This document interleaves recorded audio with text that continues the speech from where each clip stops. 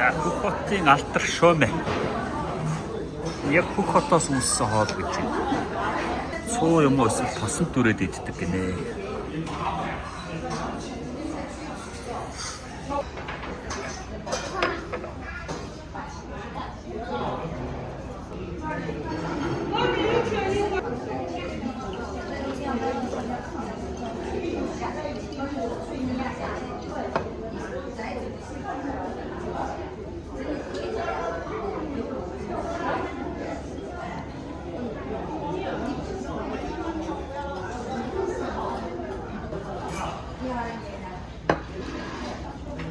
Суунд гарч байгаа.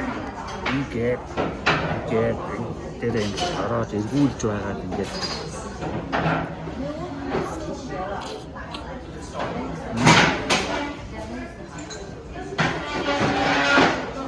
Хоньны мах сонгоноор амталсан. Тэгээд давсан. Тэгээ ингээд цуугаад ингээд идсэн.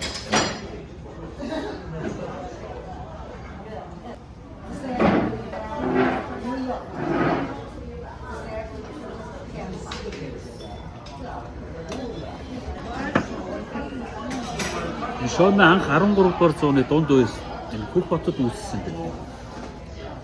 Тэгээд ер нь хамгийн их дэлгэрэлтийнх нь үе нь болохоор нэг улсын үе. Тэгээд 17 дугаар зууны үе харин дэлхийд даяар тассан Япон, Филиппин гэдэг зүүн өмнөд Ази орнуудаар энэ нөгөө Тайваны нөгөө димсам гэдэг. Тэрний одоо хамгийн алдартай хэлбэр юм. Яг л зүгээр нөгөө хүмүүс ахан зуу шилбэл иддэг байсан тийм хоол. Тийм учраас ингээд шуумэ буюу энэ шуумэ гэдэг нь болохоор хажуугаар нь зарах буюу 100 шиг согтдог.